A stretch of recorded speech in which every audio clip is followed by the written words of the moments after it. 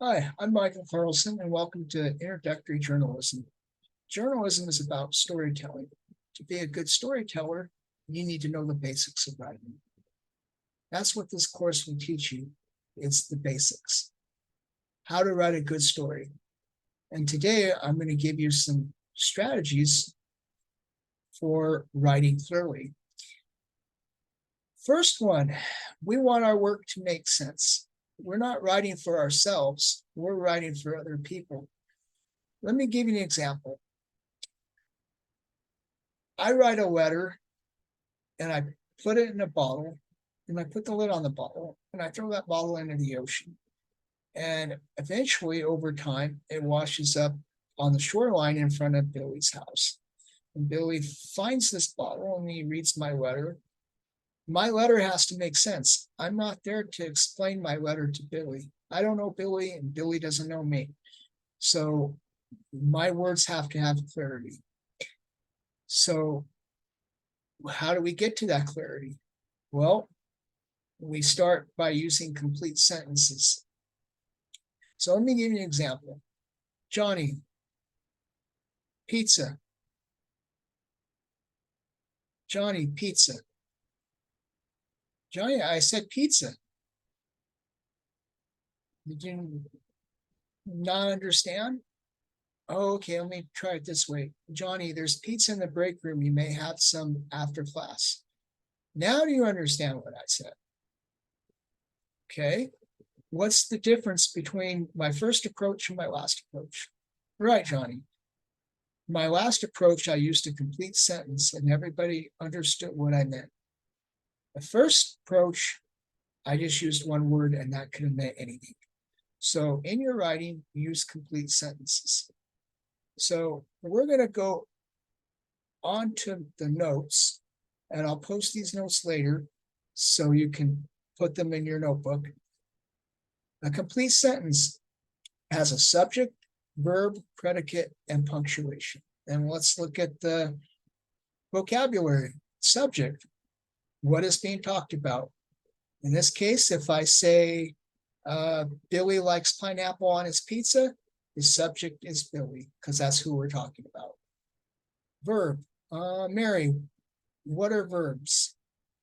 Good, they're words that tell action. Can you give me some examples? Kick, hit, run, play. Good, you know your verbs. Predicate, a word that comes after the subject to complete the meaning of the sentence. Example, in this sentence, my drink feels cold. Johnny, what do you think my predicate is? Feels cold. Okay. And my subject is drink. So my drink feels cold. Good, clear sentence. Punctuation. Make sure that your complete sentences are punctuated. Because your punctuation is instructions for your reader.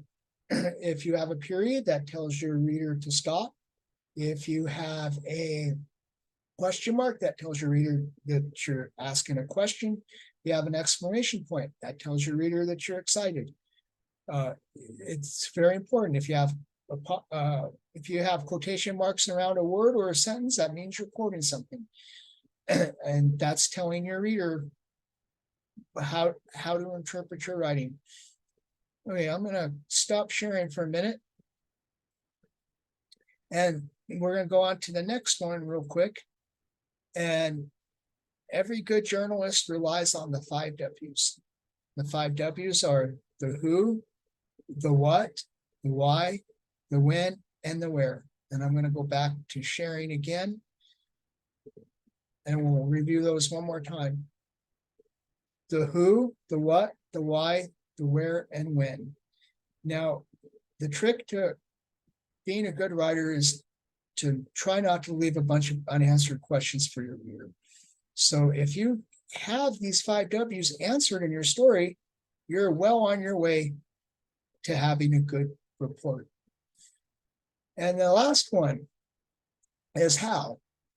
After you get your 5 W's, we still want to know how. I want to know how the bridge is built, and we want to know how the pizza got into the break room.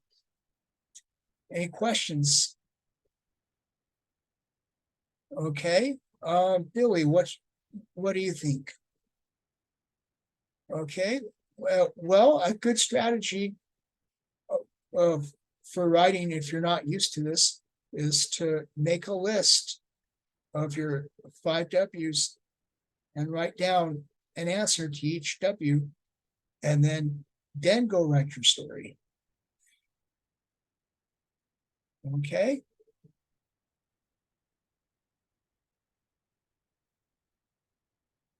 I'm going to stop sharing. So for your homework tonight, I want you to find a newspaper, and I want you to highlight the W's and the how, and I want you to bring that to class next week. All right. Have a good evening.